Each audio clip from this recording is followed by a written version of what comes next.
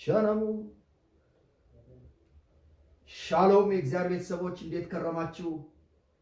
በጌታ በኢየሱስ ክርስቶስ ስም የከበረ ሰላምታዬን አሰማለሁ።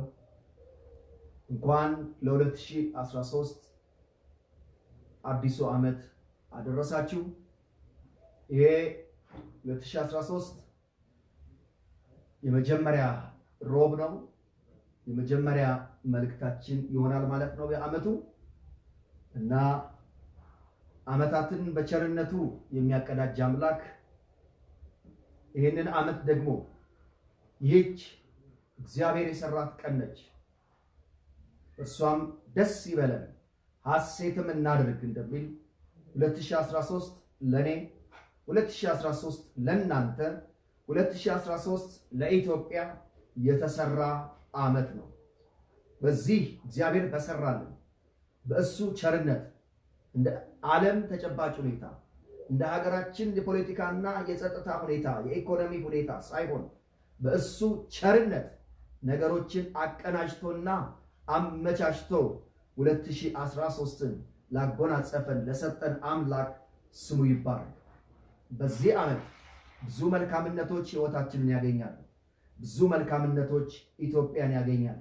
በዚህ ዓመት ኢትዮጵያ ለዘመናት በእግዚአብሔር ሰዎች በልዩ ልዩ ቅዱሳንና ነቢያት አፍ የተነገረው አባቶቻችን የጸለዩበት የማለዱበት ስለ ኢትዮጵያ የተነበዩበት ተስፋ ይፈጸምና ይከናወን ዘንድ መንገድ ጥርጊያው በኃይል የሚጀምርበት ዓመት ነው።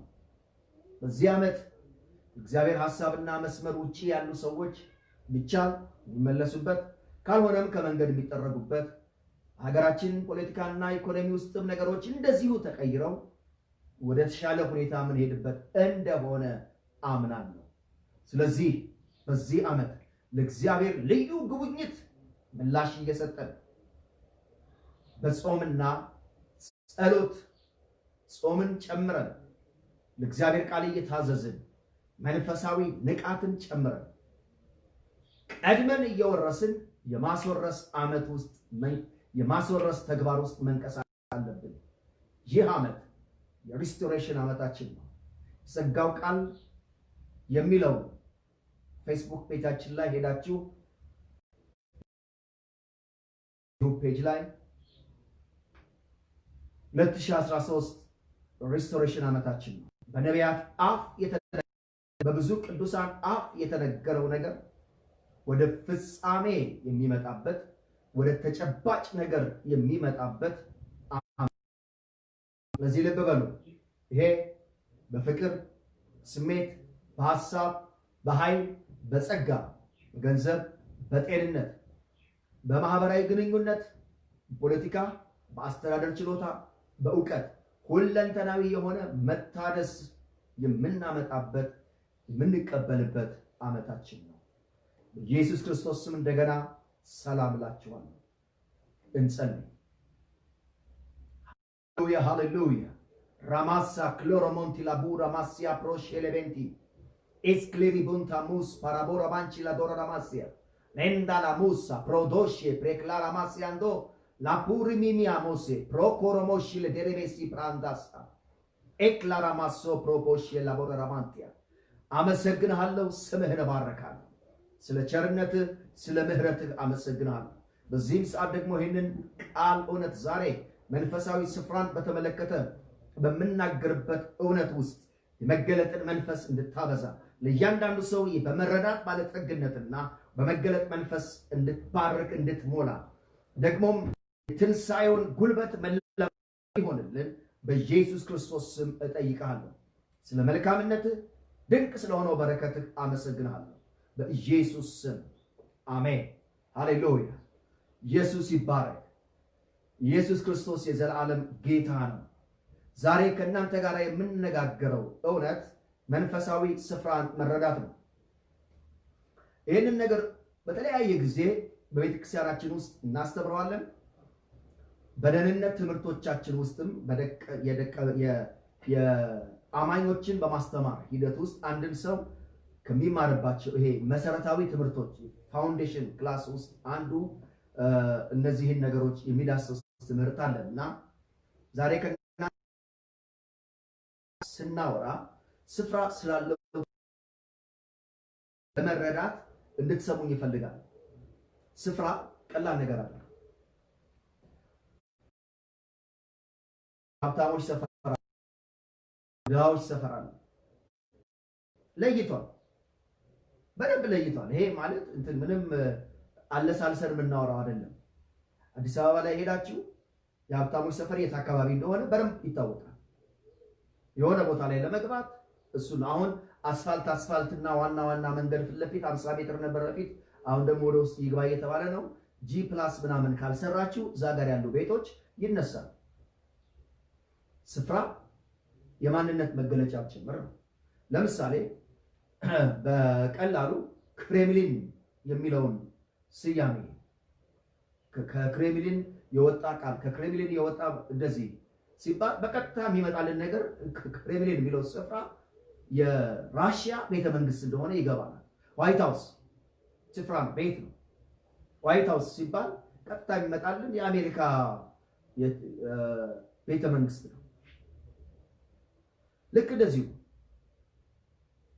4 ኪሎ ከ4 ኪሎ የወጣ አዋጅ ከ4 ኪሎ ያለው ሰው 4 ኪሎ ሲባል የ4 ኪሎ ቤተ መንግስት ነው የሚመጣል ወይም ፓርላማ እና ስፍራችን ልክ እንደዛው ማንነታችንንም እንቅስቃሴያችንንም ያሳያል። የምንልበት ስፍራ፣ ያለንበት ስፍራ፣ የምንኖርበት ስፍራ በባህሪያችን ላይ፣ በአነራራችን ላይ፣ በስብዕናችን ላይ፣ በፕሮቶኮላችን ላይ ሳይቀር የራሱ የሆነ ተጽዕኖ አለ። ለአገልግሎት ወደ ገጠራማይቱ የኢትዮጵያ አካባቢ የሚዘወተሩትን አለባበሶች ወይም ደግሞ ቀለል ያለ አለባበስ እንደዚህ ከረባት ምናምን አስር ያለ ስለዚህ እዛ አካባቢ የሚለበሱትን እንደ ቀለል ያለ ሸሚዝ ወይም ቲሸርት ለብሼ ይሄዳል። ምክንያቱም አለባበሳችን ፕሮቶኮላችን ሳይቀር ስፍራችንን በመንፈሳዊ ዓለም ውስጥ መንፈሳዊ ተጽዕኖን ለማድረግና በትክክለኛ መንፈሳዊ እረፍት ውስጥ ለመመላለስ መንፈሳዊ ስፍራችንን ማወቅ ተገቢ ነው። ብዙ ጊዜ ሰዎች ከሰይጣን ጋር ባለው ተጽዕኖና ከሰይጣን ጋር ባለው ሐሳብ ሻቦላ ለሻቦላ እንደሚጋጩ የጨበጣ ውጊያ እንደሚያደርጉ ሰዎች ራሳቸውን ከሰይጣን በታች አውርደው ያስቡታል እና ሻቦላ ለሻቦላ ሊጋጠሙ ይፈልጋል። መጽሐፍ ቅዱስ ግን በዚህ አንግል ምንድነው የሚሆነው? ምንድነው የሚያሳየን? እንደዚሁ ከእግዚአብሔር ጋር ባላቸው ግንኙነት እግዚአብሔር ላይ ሰማይ ላይ ያለ እነሱ ደግሞ እዚህ ምድር ያሉና በቃ ከላይ እስኪመጣ ድረስ ከሰማይ እስኪወርድ ድረስ ሰማዩን የማስከፈት ጸሎት፣ አየሩን የማስለቀቅ ጸሎት፣ ከዛ በጸሎታቸው ሰማዩን ከፍተውለት ነው እግዚአብሔር የሚመጣ። በእርግጥ ይሄ አዲስ ኪዳን አስተሳሰብ ነው። ይሄ ለጸሎት ከእግዚአብሔር ጋር በሚኖረን አቅጣጫ መጽሐፍ ቅዱስ የሚያሳየን ስፍራ ነው እና በደንብ ልብ ልትሉ ትፈልጋለህ። እግዚአብሔር እኛን በተመለከተ ያስቀመጠን ምንድን ነው? የት ነው? አንዳንድ ሰዎች ደግሞ በክርስትና ሕይወታቸው ውስጥ በጣም ጠንካራ በሳል ጥሩ ነገር አለን እንዳላቸው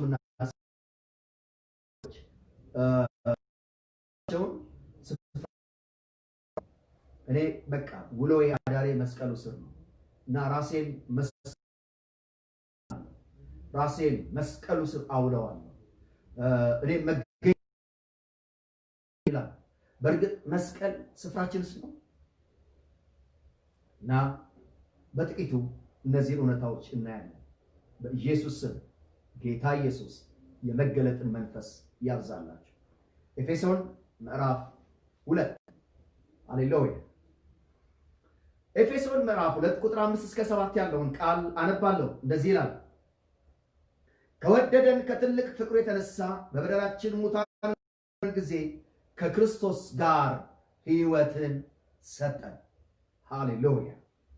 ሙታን በሆነን ጊዜ ከክርስቶስ ጋር ሕይወትን ሰጠን። በጸጋ ናችኋልና በክርስቶስ ኢየሱስ ቸርነት ከሁሉ የሚበልጠውን የጸጋውን ባለጠግነት ያሳይ ዘንድ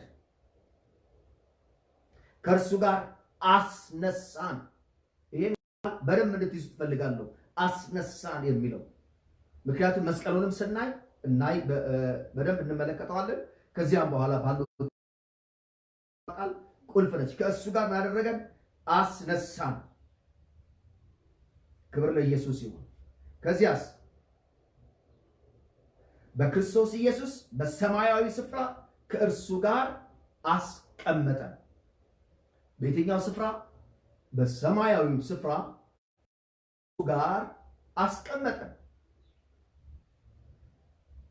ኦኬ፣ ይሄ ቃል በቀጥታ የሚያሳየን ስፍራችን ቦታችን ሰማይ እንደሆነ ከክርስቶስ ጋር እንደሆነ ያሳየናል። በሰማይ ስፍራ የተቀመጥነው አስቀመጠን የሚለው ቃል በጣም ወሳኝ ነው። ከማን ጋር ያስቀመጠ? ከክርስቶስ ጋር። ክርስቶስ የት ነው የተቀመጠው? ተቀመጠስ ማለት ምን ማለት ነው የሚለውን ለማግኘት ዕብራውያን ምዕራፍ 10 ማንበብ አለብን። ዕብራውያን ምዕራፍ 10 ጻፍ ቅዱሳችሁን ወደ ዕብራውያን ምዕራፍ 10 ውሰዱት። እሺ ቁጥር 11 ጀምሮ አነባዋለሁ። ዕብራውያን 10:11 ጀምሮ ሊቀ ካህናትም ሁሉ ዕለት ዕለት እያገለገለ ኃጢአትን ሊያስወግዱ ከቶ የማይችሉትን እነዚያን መስዋዕት ብዙ ጊዜ እያቀረበ ቆሟል። ምን አድርጓል? ቆሟል ነው የሚለው። እርሱ ግን የሚለው ክርስቶስ ኢየሱስን ነው። እርሱ ግን ስለ ኃጢአት አንድ መስዋዕት ለዘላለም አቅርቦ በእግዚአብሔር ቀኝ ተቀምጧል። ሊቀ ካህናት ቆመዋል። እርሱ ግን ክርስቶስ በእግዚአብሔር ቀኝ ተቀምጧል። ለምን? የነሱ ተግባር፣ የነሱ ስራ፣ የነሱ ነገር ሰውን ፍጹም ከኃጢአቱ ሊያነጻ አይችልም። መስዋዕቱም ፍጹም አልነበረም። አገልግሎቱም ፍጹም አልነበረም። ይሄ ምን ያሳያል? የቀረ ነገር እንዳለ ያሳየናል። ዕብራውያን ምዕራፍ 4 ላይ እንደሚነግረን ወደ እረፍቴ አልገቡም ብሎ ገና ወደ እረፍት እንደምንገባ ሌላ ቀን ዛሬ ብሎ ሌላን ቀን ይቀጥራል ይላል። ኢያሱ ወደ እረፍት አስገብቷቸው ቢሆን ኖሮ ሌላ ቀን ባልቀጠረ ነበር ይላል። እና እነዚህ ሰዎች ምንም ህዝብንም ሀገርንም ትውልድንም ከእግዚአብሔር ጋር አስታርቆ የሚጨርስ የሚያሳርፍ ነገር ስላልነበራቸው ኮርማ ፍየልም ዋኖስም አያረዱ። እነሱ ግን በአገልግሎት ውስጥ ይቆማሉ። ልብ በሉ፣ በሙሴ ቤተ መቅደስ ውስጥ ሰለሞን በሰራው በድንኳንም ውስጥ በትር አለ። ታቦቱ የጽላቱ ማስቀመጫ ታቦት አለ። መሰዊያው አለ። ኪሩቦች አሉ። እንደዚሁም ደግሞ መና አለ። ቅዱስ ውስጥ ደግሞ ስትመጡ ቂጣው አለ። እንደዚሁም ደግሞ መቅረዙ አለ። እንደዚህ የመሳሰሉ ልዩ ልዩ ነገሮች አሉ። አንድም ቦታ ላይ ቅዱስ ውስጥም ቅድስተ ቅዱሳን ውስጥም አንድም ቦታ ላይ መቀመጫ የለም። ምክንያቱም አገልግሎቱ ሰውን የማሳረፍ አቅም አልነበረውም። ሰውን ሊያሳርፍም አልቻለም። ስለ ክርስቶስ ኢየሱስ ግን ስንመጣ ጨርሶ ምን አደረገ የሚለው በእግዚአብሔር ቀኝ ተቀመጠ። ሃሌሉያ! እኛ ከሙታን መካከል ተነስተን ከክርስቶስ ጋር አስነስቶን ከክርስቶስ ጋር አስቀመጠን። ስለዚህ ክርስትናችን የሚጀምረው በሰማያዊ ስፍራ በተቀመጠ ባለቀ ተቀመጠ የሚለው ነገር የነገሮችን መጨረስ የነገሮችን ማለቅ ያሳየናል። ኢየሱስ የተባረከ ጌታ ነው። ክርስቶስ ስፍራ የት ነው? በእግዚአብሔር ቀኝ ምን እያደረገ ተቀምጦ አልቋል። ክርስቶስ ኢየሱስ ነገሮችን ጨርሷል። አሁን ያ የጨረሰው ነገር ወደ ፍጻሜ የሚሄድበትን እንጂ ሌላ አዲስ የደህንነትና የቤዛነት ስራ ወይም የኃጢአት ስርየት ስራ አያስፈልግም። ኦኬ ጥሩ። ስለዚህ ክርስቶስ ኢየሱስ ጋር ነው ስንል በእግዚአብሔር ቀኝ ክርስቶስ ተቀምጧል። ስለዚህም እኛ በእግዚአብሔር ቀኝ በሰማያዊ ስፍራ ተቀምጠናል። በሰማያዊ ስፍራ ተቀምጠናል። ይሄ ትርጉሙ ምንድነው የሚለውን ነገር በኋላ ወረድ ብለን እናያለን። አሁን ግን መስቀል የኛ ስፍራችን ነው ወይ ስፍራ ነው ወይ የሚለው እና መስቀል በእኛ ህይወት ውስጥ ያለው ትርጉም ምንድነው የሚለው ጥቂት ነኝ። ይሄን ለማሳየት እንድችል ሮሜ ምዕራፍ 6 ላይ ኑልኝ። መጽሐፍ ቅዱሳችሁን ሮሜ ምዕራፍ 6 ላይ አውጡት። ሮሜ ምዕራፍ 6 ቁጥር 5 ጀምሮ በጣም በጥንቃቄ እንድትሰሙኝ ይፈልጋል። ሞቱን በሚመስል ሞት ከእርሱ ጋር ከተባበርን ትንሣኤውን በሚመስል ከእርሱ ጋር እንተባበራለን። ከእንግዲያስ ወዲያ ለኃጢአት እንዳንገዛ የኃጢአት ሥጋችን ይሻር ዘንድ ሃሌሉያ ምን ይሆን ዘንድ ይሻር ዘንድ አሮጌው ሰዋችን ከእርሱ ጋር እንደተሰቀለ እናውቃለን። ስለዚህ መስቀል የኛ የአዲሱ ማንነታችን መገኛ ስፍራ አይደለም። መስቀል የአሮጌው ማንነታችን መቀበሪያ፣ የአሮጌው ማንነታችን መሰቀያ ስፍራ ነው። ከእርሱ ጋር ከክርስቶስ ኢየሱስ ጋር የተሰቀለው የኛ አዲሱ ማንነት አይደለም። አዲሱ ማንነት ከተነሳው ከክርስቶስ ጋር ተነስቶ አሁን እኔ እንደ መስቀል ላይ አይደለም ያለው እንደ ኃጢአተኛ ያኛው ማንነቴ መስቀል ላይ ተቸንክሯል። እንደ አማኝ ግን እኔ በሰማያዊ ስፍራ በእግዚአብሔር በጎነት በእግዚአብሔር መልካምነት ሃሌሉያ ይሄ ቀኙ ትረዳኛለች በሚለው እርዳታ ባኮት በጎነት በሰማያዊ ስፍራ በዙፋኑ ቀኝ ከክርስቶስ ኢየሱስ ጋር ይሄኛው ግን ከእርሱ ጋር አሮጌው ሰዋችን ከእርሱ ጋር እንደተሰቀለ እናውቃለን። የሞተስ ከኃጢአቱ ጸድቋል። ስለዚህ መስቀል መሞቻ ስፍራ እንጂ ሕያው ሆነን መመላለሻ መስቀሉ ስል ውሎዬ አዳሬ የሚለው ነገር ደስ ይላል፣ ግን ትክክል አይደለም። ትክክል አይደለም። ትክክል አይደለም። ነገር ግን ከክርስቶስ ጋር ከሞትን ልቀጥለው ንባቡ ቁጥር 7 ነገር ግን ከክርስቶስ ጋር ከሞትን ከእርሱ ጋር ደግሞ በሕይወት እንድንኖር እናምናለን። እንዴት ነው ከክርስቶስ ጋር በሕይወት የምንኖረው? መስቀል ላይ አይደለም። መስቀል ላይማ ኢየሱስ አባት ሆይ ነፍሴን ተረከብ ብሎ አሳልፎ ራሱን ሰጥቷል። ስለዚህ ከክርስቶስ ጋር የምንኖረው እንዴት ነው? ቁጥር 9 ክርስቶስ ከሙታን ተነስቶ ወደፊት እንዳይሞት ሞትንም ወደፊት እንዳይገዛው እናውቃለን። ስለዚህ አሁን ከክርስቶስ ጋር መስቀል ላይ እንኖራለን ማለት አንችልም። ሞቷል፣ አንድ ጊዜ ሞቷል። አሁን ወደፊት ሞት አይገዛው። ስለዚህ ከክርስቶስ ጋር የተባበረ ሰው አሮጌውን ነገር እዛ ሰቅሎት መስቀል ላይ የት ነው ስፍራው? መሞትን አንድ ጊዜ ፈጽሞ ለኃጢአት ሞቷልና በሕይወት መኖርን ግን ለእግዚአብሔር ይኖራል። ዋ በጣም ከምወደው ክፍል አንዱ መሞትን መስቀል ላይ ሞቷል። ለኃጢአት ክፍያ ኃጢአትን የተኮነነውን የኃጢአት ባሪያ የሆነውን ማንነት መስቀል ላይ ጨንክሮት እርሱ ግን ተነስቷል። እርሱ ግን በአዲስ ማንነት ሄዷል። ግድግዳውን ገደብን አልፎ በሚሄድ ማንነት ተነስቷል ኢየሱስ። ስለዚህ አሁን እሱ ለኃጢአት ሞቶ ለእግዚአብሔር ለመኖር ደግሞ ሕያው ሆኗል። እናስ እንዲሁም እናንተ ደግሞ ለኃጢአት እንደሞታችሁ የት ነው ለኃጢአት የሞት ነው? በክርስቶስ ሥጋ በመስቀል ላይ። ይህን እዚች ጋር ቆም አድርጌ ምዕራፍ 7 ላይ ልውሰዳችሁ። ለኃጢአት እናደርጋችሁ ይላል ሞታችሁ።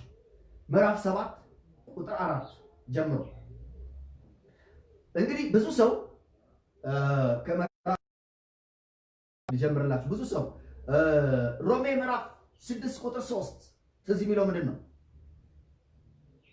እዚህ የወንጌል አማኝና የተማረ ሰው ወንጌልን ስትማሩ ደህንነት ፋውንዴሽን ምናምን ስትማሩ ትዝ የሚላችሁ ሮሜ 6:3 የኃጢአት ደሞዝ ሞት ነው የሚለው ግን ክፍሉ ስለ ኃጢአት ደሞዝ ማስተማሪያ አይደለም። እናንብበው 6:23 ኦኬ የኃጢአት ደመወዝ ሞት ነውና የእግዚአብሔር የጸጋ ስጦታ ግን በክርስቶስ ኢየሱስ በጌታችን የዘላለም ሕይወት ነው። ሃሌሉያ። ስለዚህ ይሄ ክፍል የሚያስተምረን ከላይ ጀምሮ ቀድሞ እንዲነበራችሁ እና የኃጢአት ደመወዝ እዛ ጋር አልፏል። አሁን በክርስቶስ ኢየሱስ የሆነው ነገር የዘላለም ሕይወት ነው። እናንተ አሁን የኃጢአት ባሪያ አይደላችሁም። ከክርስቶስ ሞቶ አሁን ለእግዚአብሔር ሕያው ናችሁ። ከክርስቶስ ጋር ለእግዚአብሔር ትኖራላችሁ ብሎ ነው ምዕራፍ 6 የሚሰብከን። ይሄንን ጉዳይ ለሕግ አዋቂዎች በደንብ ልንገራችሁ። ሕግን ለምታውቁ ሰዎች እና ወንድሞች ለሕግ አዋቂዎች እንደዚህ ይላለው ብሎ ይቀጥላል። ሕግ በሕግ አቅጣጫ አንድ ሴት ከአንድ ወንድ ጋር በጋብቻ ከተሳሰረች በኋላ ለሌላ ወንድ መሆን አትችልም። ምዕራፍ 7 ላይ ለሌላ ወንድ መሆን የማትችለው ለምንድን ነው? ከዚህኛው ካገባችው ባል ጋር ኪዳን አላት። ነገር ግን ባሏ ሲሞት ለሕግ አዋቂዎች ነው የሚለው ሕጉ እንደዚህ ይላል የሚሉ ሰዎች ባሏ ሲሞት እሷ ለጋብቻ ለትዳር ከሚሆነው የኪዳን ሕግ ነፃ ስለሆነች አሁን ለሌላ ወንድ መሆን ትችላለች የሚለውን ይነግረንና ቁጥር 4 እንደዚህ ይላል። እንዲሁ አንድ ሴት ከባሏ ጋር ባሏ ሲሞት በቃ ከሱ ጋር ያለው ኪዳን አብቅቶ ለሌላ ወንድ የመሆን ነፃነት መብትና ንጽህና እንዳላት እንዲሁ ባሏ እንደሞተባትና ሌላ ለማግባት እንደተዘጋጀች ሴት እንዲሁ ወንድሞች እናንተ ደግሞ በክርስቶስ ሥጋ ለሕግ ተገድላችኋል። ሃሌሉያ። በክርስቶስ ሥጋ ምን አደረጋችኋል? ለሕግ ተገድላችኋል። እናስ እናንተ ለእግዚአብሔር ፍሬ እንድናፈራ እናንተ ስለሌላው ከሙታን ለተነሳው ለእርሱ ትሆኑ ዘንድ። ስለዚህ አሁን መስቀሉ ላይ የተፈጸመው ነገር አሮጌው ሰው ሲሞት የሕግ የበታች የነበረው የኃጢአት ባሪያ የነበረው ከእግዚአብሔር ጋር ጥለኛ የነበረው ማንነት ተገደለ፣ ሞተ። አሁን እናንተ ስለ እናንተ ለሞተው ለእግዚአብሔር ፍሬ ማፍራት የምትችሉበት የሕያውነት ሙላት ሕያውነትን አግኝታችኋል ነው የሚለው። ስለዚህ ምዕራፍ 6 ቁጥር 11 ላይ እንዲሁም እናንተ ደግሞ ለኃጢአት እንደሞታችሁ ሲል በክርስቶስ ሥጋ ገደል ነው። ከክርስቶስ ጋር ተሰቅለን ነው የሞት ነው። ከክርስቶስ ጋር ተሰቅለን ስንሞት የተፈጸሙ ነገሮች አሉ። በኋላ ላይ መስቀሉ ያስገኘልን ነገር ብዬ አጭር ነገር እናገራለሁ። ይህንን ስንረዳ ታዲያ ከክርስቶስ ጋር እንደሞታችሁ ነገር ግን በክርስቶስ ኢየሱስ በጌታችን እንደሆናችሁ ራሳችሁን ቁጠሩት። ሃሌሉያ። ለዚህ ምን ነው የምንለው? እኔ መስቀል ላይ መስቀሉ ስር ነኝ ሳይሆን አሁን ለእግዚአብሔር ሕያው ነኝ፣ ከክርስቶስ ጋር ተነስቻለሁ። ደስ የሚያሰኘውን በጎ የሆነውን ነገር ፍቅርን፣ ምሕረትን፣ ሰላምን የበዛበት ነገር ለሌሎች እንደ ኮከብ የማበራበትን ነገር በእኔ ይፈጽም ዘንድ እኔ ለእርሱ ነኝ፣ ለእርሱ ፍሬ አፈራለሁ ብለን የተሰወርንበትን ዓለም ሰማያዊውን ዓለም ሃሌሉያ ከክርስቶስ ጋር አንድ ላይ የተቀመጥንበትን ዓለም እያሰብን በዚያ መኖር አለብን። በስፍራችን ልክ መመላለስ አለብን። ኢየሱስ ያድናል። ሃሌሉያ። ስለዚህ መስቀል የኛ መገኛ ስፍራ አይደለም። መስቀል የአሮጌው ሰዋችን መገኛ ስፍራ ነው። መስቀል ትርጉሙ በእኛ ህይወት ምንድን ነው? 3 ዋና ነገሮች አሉ። አንደኛው ቅድም በሰጣችሁ ጥቅስ ላይ አሮጌው ሰዋችን የሞተበት ነው። መስቀል አሮጌው ሰዋችን የሞተበት ነው። ሁለተኛው ለኃጢአትና ለዓለም የሞትንበት ነው። ገላትያ ላይ ይሄን ያስቀምጠዋል። ገላትያ ምዕራፍ 6 ላይ እንደዚሁ መስቀል ከክርስቶስ ጋር የሞትንበት ስፍራ ነው። ማንኛውም ገላትያን 6 ላንብብና ገላትያ 2 ደግሞ አነባዋል። ገላትያ 6 ቁጥር 14 ነገር ግን ዓለም ለእኔ ተሰቀለበት፣ እኔም ለዓለም ከተሰቀልኩበት ከጌታችን ከኢየሱስ ክርስቶስ መስቀል በቀር ትምክህት ከኔ ይራቅ። ስለዚህ እኔ በስራዬ አይደለም የጸደቅኩት፣ በስራ አይደለም ለእግዚአብሔር ሕያው የሆንኩት፣ ሞቼ ነው ለእግዚአብሔር ሕያው የሆንኩት። እንዴ ወንድሜ ከእናትህ ዘንድ ተወልደህ የእናትህን ጡት እየጠባ አሁን ደግሞ ስጋውን እየበላ አትክልት እየበላ ኬክ እየበላ በርገር እየበላ አንድም ቀን ሳትሞት ሞቻለሁ ወይ ትላለህ? መጽሐፍ ቅዱስን ነው የማምነው። መጽሐፍ ቅዱስ ክርስቶስ ኢየሱስን ባመንክ ጊዜ አንተ ለሕግ ሞተሃል፣ አንተ ለዓለም ሞተሃል፣ አንተ ከክርስቶስ ጋር ተሰቅለሃል ብሎኛል። አሜን። ተሰቅያለሁ፣ ከሕግ ነፃ ወጥቻለሁ፣ ከኃጢአት ባርነት ነፃ ወጥቻለሁ።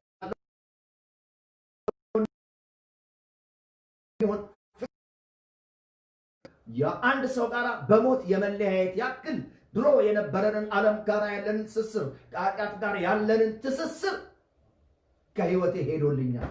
ሃሌሉያ። ለዚህ ዓለም እንደገና ለጉብኝት ስትመጣ እኔና አንቺ በክርስቶስ መስቀል ተለያይተናል። አሁን የኔ ስፍራ ሰማይ ነው። ገላትያ ምዕራፍ 2 ላይ ጳውሎስ ሲናገር ከክርስቶስ ጋር የሞቱን ጉዳይ ሲናገር እንደዚህ ይላል። ቁጥር 19 እና 20 እኔ ለእግዚአብሔር ሕያው ሆኜ እኖር ዘንድ በሕግ በኩል ለሕግ ሞቼ ነበርና ከክርስቶስ ጋር ተሰቅያለሁ።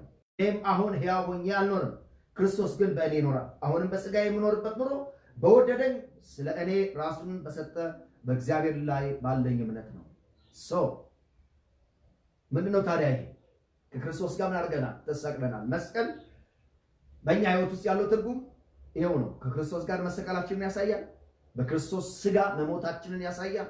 ከኃጢአት ነፃ መውጫ አሮጌው ሰዋችን እንደተቸነከረ ያሳያል። ከዓለም ጋር የተለያየ ነው፣ እዚያ ጋር ነው። ታዲያ አሁን እኛ የት ነን? በመስቀል በኩል አድርገን በመስቀል በኩል ሞተን ክርስቶስን ባስነሳበት አነሳስ ሃሌሉያ ከክርስቶስ ኢየሱስ ጋር ተነስተናል።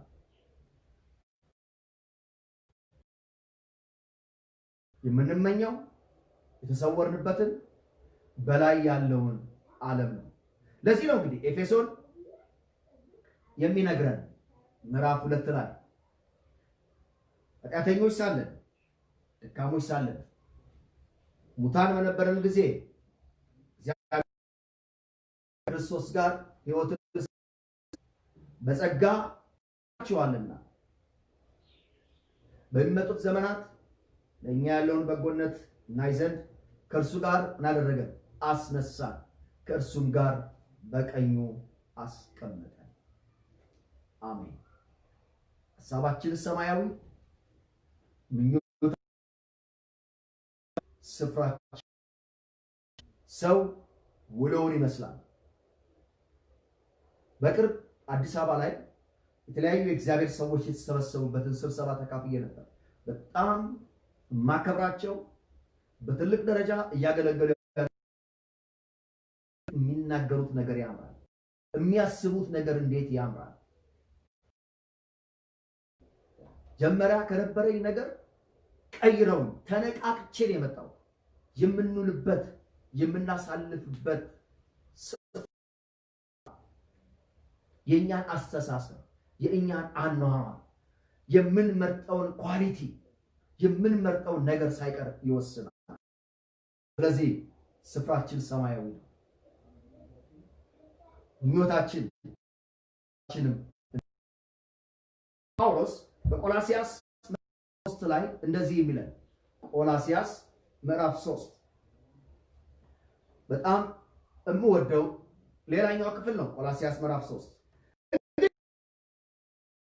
ክርስቶስ ጋር ከተነሳችሁ ቆላሲያስ 3:1 እንግዲህ ከክርስቶስ ጋር ከተነሳችሁ ክርስቶስ በእግዚአብሔር ቀኝ ተቀምጦ ባለበት በላይ ያለውን እሹ፣ በላይ ያለውን አስቡ እንጂ በምድር ያለውን አይደለም። ሞታችኋልና ለየትኛው?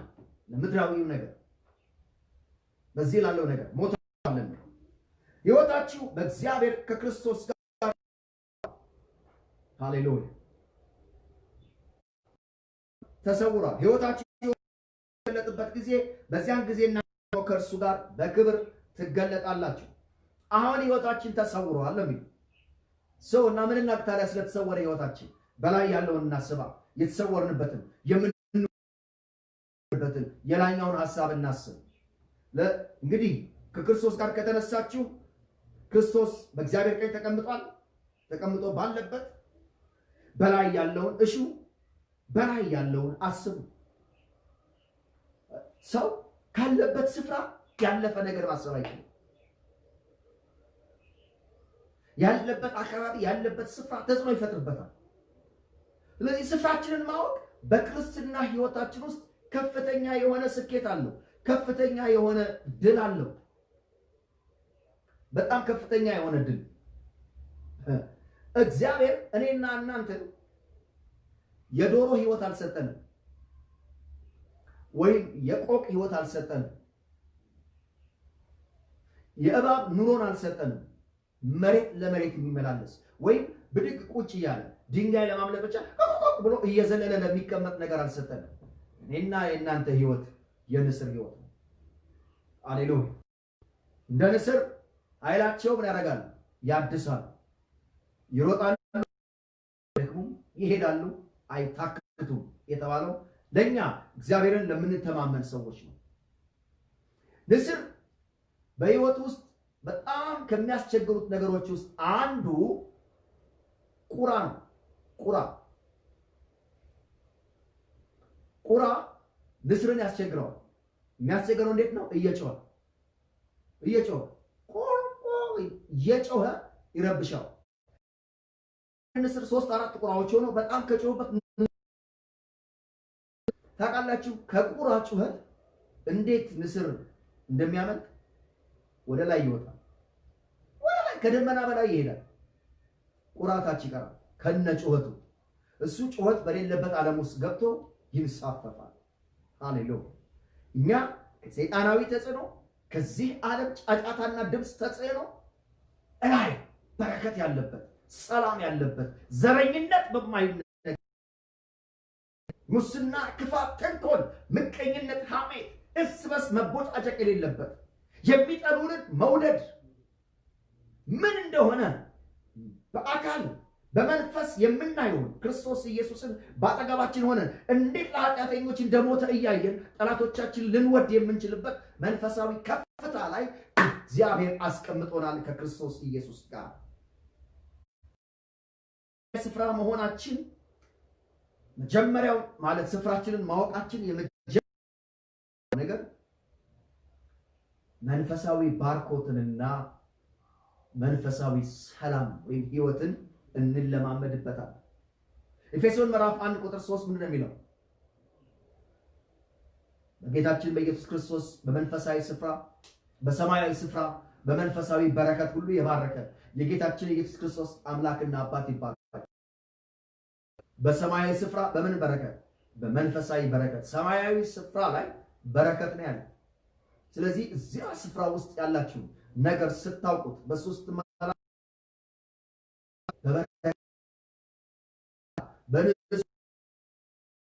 በበ ከተማ ውስጥ አስደናቂ የሆነውን ንፋስ እየሳባችሁ ሃሌሉያ በልሳን ሳይረብሻችሁ ራሳን ክሎሮሞሽ ላዱሳ ፓራማንቲያ ሃሌሉያ ምስጋናን እያዜማችሁ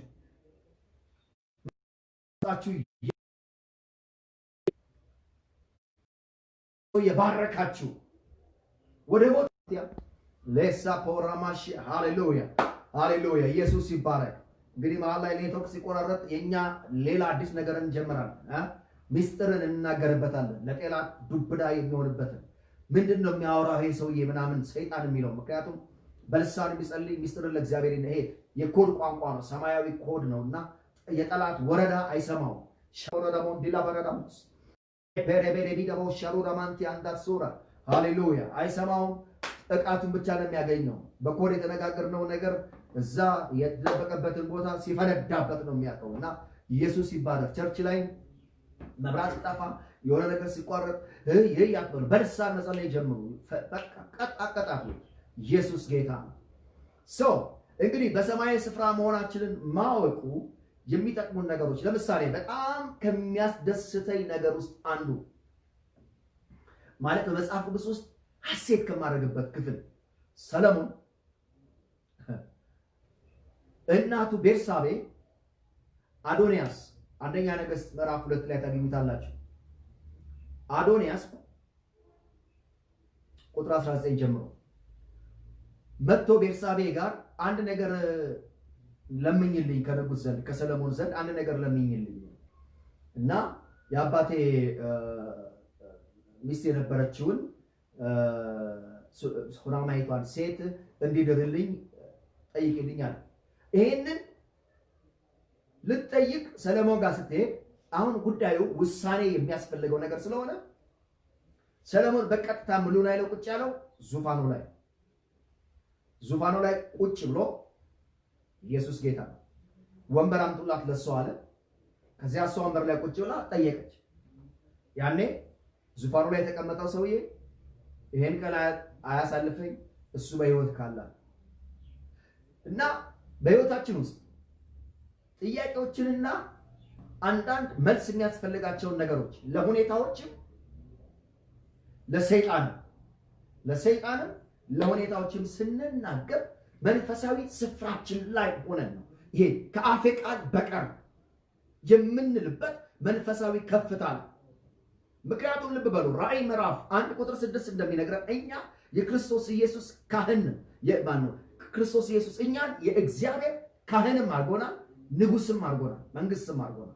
ስለዚህ ሁኔታዎች ላይ ስንናገር ሰይጣንን ስንናገር ሁኔታዎችን ስንናገር ሰይጣንን ስንናገር እኛ የሚጠበቅብን ነገር ምንድነው? በዚህ ጊዜ አልቃሾች መሆን፣ መሬት ለመሬት መንቀሳቀስ አይደለም። ዙፋናችን ላይ መቀመጥ አለብን። በእግዚአብሔር ቀኝ መቀመጥ አለብን። ከአፌ ቃል በቀር የሚል ሃሌሉያ። እና ይሄ ስፍራችንን ማወቅ የጻድቃን ጸሎት በስራዋ እጅግ ኃይልን ታደርጋለች እንደሚለው ቃል የተጽዕኖ ሰው የኃይል ሰው የሚያደርገን በሁኔታዎች ላይ አንዱ ስፍራችንን ማወቅ ነው። ስንጸልይም ስንናገርም ስናውጅም በዚያ ፍጹም ስልጣን ውስጥ ሆነን እናውጃለን። ሌላው ስፍራችንን ማወቅ በጣም የሚጠቅመን ነገር ምንድነው? እንዳልኳችሁ ባህሪያችንና ማንነታችን ላይ ራሱን የቻለ ተጽዕኖ ይፈጥራል። ስፍራችንን የሚመጥን ዙፋናችንን የሚመጥን ፖዚሽናችንን የሚመጥን ነገር እናደርጋለን። በሶስተኛው ደረጃ ከእግዚአብሔር ጋር ባለን ግንኙነት የምንቀደው አየር የምናስቀድደውም አየር ሳይኖር በቀጥታ ልጅ ከአባት ጋር እንደሚኖር እንገናኛለን። ሃሌሉያ። ድሮ ትዝ ይለኛል ጸሎት ስንለማመድ የምንለው ነገር ነበር እና 30-40 ደቂቃ እንላለን። አየር ማስለቀቅ ነው ብለን ሁል ጊዜ እኛና እግዚአብሔር የምንገናኘው በጸሎት ሰዓት ነው። ከጸሎት ሰዓት ውጪ እኛ ውስጥ አለ ምናምን በጥቅስ እንለዋለን። ፕራክቲካሊ ግን ይሄን አንለማመደው። ለምን ነው አንለማመደው የምላችሁ? በጸሎት ሰዓት ገና ሰማዩን የማስከፈት ባህሪ አለ እና 30 ደቂቃ ልቀቅ አየሩ ከእግዚአብሔር ጋር እንዳልደርስ እንዳልገናኝ ሰማዩን ያስ ልቀቅ ብለን በቃ ተሟክተን በልሳን በጥቅሳት በኢየሱስ ስም ምናምን ብለን አየር አስለቀቀን ከዛ አባት ሆይ እንላለን። እና አሁን ሳስበው ያስቀኛል። ምክንያቱም በዕብራውያን ምዕራፍ 4 ላይ ምንድን ነው የሚለው? ቁጥር 16 እንግዲህ ምሕረትን እንድንቀበል በሚያስፈልገን ጊዜ፣ በየትኛው ጊዜ? በሚያስፈልገን ጊዜ ሃሌሉያ የሚረዳንን ጸጋ እንድናገኝ ወደ ጸጋው ዙፋን በእምነት እንቅረብ። እምነት በቦልድነስ በድፍረት በሙሉ መተማመን በእርግጠኝነት ወደ ጸጋው ዙፋን እንቅረብ እና በቀላሉ ከእግዚአብሔር ጋር ያለን ግንኙነት ይሄን ነው የሚመስለው። ስፍራችንን ስናውቅ ሰይጣን እኛ እግዚአብሔር መሃል ላይ ደግሞ ሰይጣን አይኖርም። እኛና እግዚአብሔር። አሜን ወገኖቼ፣ ኢየሱስ ይባረክ። አባ አባዬ አባባ እያልን አብረነው እናሳልፋለን። በዚህ ፍቅር በዚህ ማንነት ከእሱ ጋር እንሆናለን። ምክንያቱም ከክርስቶስ ጋር ያስቀመጠን ክርስቶስ በተቀመጠበት ስፍራ ነው ያለነው፣ በቀኝ ነው። ለዚህ ነው ምዕራፍ 10 ላይ ዕብራውያን ምዕራፍ 10 ላይ ቁጥር 19 እና 20 በመረቀልን በአዲስና በሕያው መንገድ ወደ ቅድስት በኢየሱስ ደም በመጋረጃው ማለት በስጋው በኩል እንድንገባ ድፍረት ስላለን በፈለግን ሰዓት መንገድ ላይ እየሄድን በአካላችን መንገድ ላይ እየሄድን ከእግዚአብሔር ጋር ማውራት እንችላለን። አንድ ላይ ነው፣ ገብተናል፣ ተሰውረናል፣ እዛ ነው ያለነው። አሁን ሐሳባችን ሁሉ ሰማያዊ ይሆናል ማለት ነው። ንግግራችን ሁሉ ሰማያዊ ይሆናል ማለት ነው። ቋንቋችን ሁሉ ሰማያዊ ይሆናል። ምክንያቱም ቆላስይስ ምዕራፍ 3 ላይ ሞታችኋልና ከክርስቶስ ኢየሱስ ጋር ተሰውራችኋልና ስለዚህ በላይ ያለውን በሰማይ ያለውን አስቡ ይላል። ስፍራችንን ስናውቅ ስፍራችንን የሚመጥን ሐሳብ ይኖረናል። ኢየሱስ ክርስቶስ ስም ይህንን በእናንተ ላይ አውጃለሁ። በዚህ ልክ ሰይጣን በየቀኑ ከሚቆጠቁጠው ድምጾች ከበዙበት፣ ሁከት ከበዛበት፣ የጥፋት ዝናብ ከሚዘንብበት ክልል ሌላኛው የንስር ባህሪ ከባድ ዝናብ ሲመጣ ንስር ዝናቡ ካለበት ደመና በላይ ትወጣለች። በቃ ያ ደመና የያዘውን ውሃ ለቆ ሲጨርስ ነው ወደታች የምትወርደው። አያችሁ፣ ስፍራችንን ስናውቅ ከጥፋት ዝናብ በላይ እንሆናለን። በኢየሱስ ክርስቶስ ስም ይሄንን መረዳት ያብዛላችሁ። ይሄ ነገር ይሁንላችሁ አለንም። ምክንያቱም ይሄ በክርስቶስ ኢየሱስ የተፈጸመ ነው። ይሄንን ጨርሶ ነው ቁጭ ያለው። ቁጭ ብሏል ኢየሱስ እና እናንተ ተቀምጣችኋል። አሁን የሚያስፈልገን በዚህ መረዳት ጳውሎስ እንደሚለው በላይ ያለውን አስቡ፣ በላይ ያለውን እሹ እንደሚል በዚህ አስተሳሰብ፣ በዚህ ነገር መረዳት መሞላት በኢየሱስ ስም ይሁንላችሁ። ይሄ ነው ህይወታችሁ። ይሄ ነው የተፈጸመላችሁ ነገር በክርስቶስ ኢየሱስ። ኃጢአተኝነት ማንነታችሁ በመስቀል ላይ ተቀብሮ አዲሱ ማንነታችሁ ከክርስቶስ ጋር ተነስቶ በሰማያዊ ስፍራ ተቀምጧል። ስፍራችሁ ሰማይ ነው። በእግዚአብሔር ዙፋን ቀኝ አባትነት በሚሰየምበት ባለቤትነት ኦነርሺፕ በሚሰየምበት ቦታ ላይ ነው ያላችሁ። እዚያ ሆናችሁ የሀገራችሁን ጉዳይ፣ እዚያ ሆናችሁ የምድራችሁን ጉዳይ፣ እዚያ ሆናችሁ የራሳችሁን ጉዳይ ማስፈጸም ትችላላችሁ ከአፌ ቃል በቀር እያላችሁ። የጻድቃን ጸሎት በስራዋ እጅግ ኃይልን ታደርጋለች እንደሚል ኃይል ያለው ውሳኔ ያለው ነገሮች የሚፈጸሙበት የሚደረጉበትን ያንን ነገር ታስባላችሁ፣ ያንን ነገር ታደርጋላችሁ። ኢየሱስ ይባረክ። ስፍራችሁን በትክክል ማወቅ ተገቢ ነው። ስለዚህ ይሄን እንድታምኑ እነግራችኋለሁ። ለምን መሰላችሁ? እመኑ። ይሄንን ነገር ደግሜ ደጋግሜ የምነግራችሁና እንድታምኑ መገፋችሁ። ስታምኑ ታርፋላችሁ። ብዙ ክርስቲያን እኮ አሁን አላረፈም። ብዙ ክርስቲያን እስቲ በዚህ ጉዳይ ጸልዩልኝ ይላል። እስቲ በዚህ ጉዳይ ውጊያ ያለብኝ ይላል። ሰይጣን እንደዚህ የኔን ነገር ይዞታል ይላል። ወንድም አስተሳሰብህን ቀይር። አስተሳሰብህን ቀይር። መጽሐፍ ቅዱስ በሚሰጥህ መረዳት ልክ ሁን። ሌሎች ላይ ሳትፈርድ፣ ሌሎች ላይ ሳትኮንን፣ ደካማውን በተረዳህበት መረዳት እያበረታታ ከፍታ ተመላለስ። እምነት በባህሪው እረፍት አለው፣ ያሳርፋል። ዕብራውያን ምዕራፍ 4 እንደዚህ ይለናል። ቁጥር 2 ጀምሮ ለእነዚህ ደግሞ እንደተነገረ ለእኛ የምስራች ተሰብኮልናልና ዳሩ ግን በእምነት ስላልተዋሃደ አልጠቀማቸውም። ስራው ዓለም ከተፈጠረ ጀምሮ ሰፐሬቲ ላዶራ ማሳንዳ ኤካራማሶሮሞሽ ፕሌሬቤሲ ላዶራ ማንቲያንዶስ። ሃሌሉያ። እየጨረስን ባለንበት ሰዓት አስቀድሞ ኔትወርክ ዘግቷል። የኛ ኔትወርክ ሁሌ ክፍት ነው። ኢየሱስ ያድናል። አገራችን ውስጥ ኔትወርክ ተቋረጠ፣ እንደዚህ ሆነ፣ መጨናነቅ አለው ማንልበት ቀን ቅርብ ነው። ሃሌሉያ። በጣም ቅርብ ነው። ኢየሱስ ይባላል። ስለዚህ እምነት እረፍት አለው። ያመነ ሰው በመልስ ውስጥ ለሚመላለሰው ያርፋል። እንደሚነግረን ሌላ ስራ ያደርጋል። እስቲ ጸልዩልኝ፣ አምናለሁ ብቻ ግን ጸልዩልኝ እያለ ሌላ ተጨማሪ ጸሎት፣ ተጨማሪ ስራ፣ ተጨማሪ ነገር ውስጥ አይገባም። መልስ ውስጥ ነው የሚኖር። ስለዚህ ነግራችኋለሁ፣ መንፈሳዊ ስፍራችሁ ላይ ሆናችሁ በማመን እረፍ ብላችሁ ተቀምጣችሁ ስለ ምድራችሁ፣ ስለ ግል ህይወታችሁ፣ ስለ ስጋ ዘመዶቻችሁ እግዚአብሔር ሊልካችሁ ስለሚፈልገው ቦታ፣ ስለ ቀጣይ ነገራችሁ ሁሉ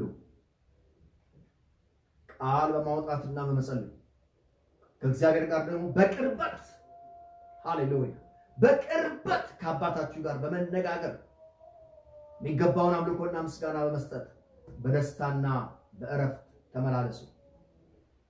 ለዚህ ያላችሁበትን ስፍራ የሚመጥን ተግባር የሚመጥን አስተሳሰብ ይዛችሁ በሰማያዊው ከፍታ ልክ እንድትመላለሱ እንድታስቡ አበረታታችኋለሁ። ሃሌሉያ። እንጸልይ። ኢየሱስ ይባረክ። ሃሌሉያ ሃሌሉያ ሃሌሉያ። አመስግኑት አመስግኑት። ሃሌሉያ ሃሌሉያ ሃሌሉያ ሃሌሉያ።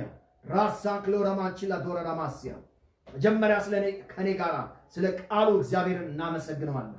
ስለ ተጻፈው ቃል እግዚአብሔርን እናመሰግናለን። እግዚአብሔር ሆይ ስለ ተጻፈው መጽሐፍ ቅዱስ አመሰግናለሁ በሉ። እግዚአብሔር ሆይ ስለ መጽሐፍ ቅዱስ አመሰግናለሁ። እግዚአብሔር ሆይ ስለ ተጻፈው ቃል አመሰግናለሁ። እግዚአብሔር ሆይ ዓለማትን ስለፈጠርክበት ቃል አመሰግናለሁ። እግዚአብሔር ሆይ 7 ጊዜ ከነጠረ ብር ይልቅ ስለ ነጻው ቃልህ አመሰግናለሁ። እግዚአብሔር ሆይ በሁለት በኩል ከተሳለ ሰይፍ ይልቅ ስለ ተሳለው ስለሆነው ቃልህ አመሰግናለሁ። እግዚአብሔር ሆይ በሕይወቴ ስለሚሰራው ቃልህ አመሰግናለሁ። በዓለም ታሪክ ላይ ስለሚሰራው ቃልህ አመሰግናለሁ። እግዚአብሔር ሆይ ዓለማት ስለተፈጠሩበት ቃልህ አመሰግናለሁ። እግዚአብሔር ሆይ ዛሬ በሕይወቴ በታላቅ ሁኔታ በጥራት በልዩ ኃይል ስለሚሰራው ቃልህ አመሰግናለሁ። ልቤን አልፎ ሕይወቴን፣ አስተሳሰቤን፣ አኗኗሬን ስለሚቀይረው ቃልህ አመሰግናለሁ። ቃልህ በእኔ ሕይወት ይሰራል። በልቤ መሬት ላይ ዘርቼው እየበቀለ ስላለ ቃልህ አመሰግናለሁ። የቃልህን መልካም ፍሬዎች በሕይወት ዘመኔ ስለምበላቸው ስለምሰበስባቸው አመሰግናለሁ። የዚህ የቃልህ መልካም ፍሬዎች እግዚአብሔር ሆይ ለቀጣዩ ትውልድ የቃልህን መልካም ፍሬ ስለማቀብል ስለምሰጥ አመሰግናለሁ። እኔ ለዘመኔ ያንተ በረከት ነኝ። ቃልህን ስለምቀበል ቃልህ በሕይወቴ ስለሚሰራ እኔ በተሰማኝ ልክ ሳይሆን እኔ በምለማመደው ልክ ሳይሆን በቃልህ ልክ ስለምኖርና ስለማምንህ አመሰግናለሁ። ቃልህ እኔ ከሚሰማኝ እኔ ከማየው እኔ ከምነካው ነገር በላይ የሚሰራ ስለሆነ አመሰግናለሁ። እንደ አንድ ሕፃን ልጅ ራሴ ለቃልህ እሰጣለሁ። በኢየሱስ ስም ከእግዚአብሔር በረከትና ጸጋ ከእናንተ ጋር ነው። የነካችሁት ነገር ይባረክላችሁ። አንድ በር ስታንኳኩ 7 በሮች ይከፈቱላችሁ። አንድ ነገርን ስትጠሩ ሚሊዮኖች መልስ ይስጧችሁ። በኢየሱስ ክርስቶስ ስም በሄዳችሁበት ስፍራ ላይ ሁሉ በዘይት እንደተነከረ እግር መገኘታችሁ ተጽዕኖ ይፍጠር። በጨለማ ላሉት ብርሃን ሁኑ። ጣዕም የሌላቸውን ሰዎች፣ ትርጉም ያጡትን ሰዎች ለሕይወታቸው ትርጉምን የምትሰጡ ሁኑ። ለዕውራን የማየት ምክንያት፣ ለደንቆሮች የመስማት ምክንያት፣ ለዲዳዎች የመናገር ምክንያት፣ ለጎባጦች ቀና የማለት ምክንያት፣ ለሽባዎች የመዝለል ምክንያት፣ ለሙታን የትንሣኤ ምክንያት በኢየሱስ ስም ሁኑ። የሳቱት ይመለሱ። ድጋፍ ለሌላቸው ከለላ ሁኑ። በጌታ በኢየሱስ ክርስቶስ ስም ጽዋችሁ ሞልቶ የሚተርፍ መሆኑን አውቃችሁ በብዙ መንገድ በመትረፍረፍና ለሌሎች በረከት በመሆን ወንጌልንም የመፈጸም የሚስዮኑን ተግባር በመረዳት በሚስዮኑ ስራ ላይ ሁልጊዜ የምትሳተፉ የሚስዮኑ መልእክተኞች በኢየሱስ ስም ሁኑ።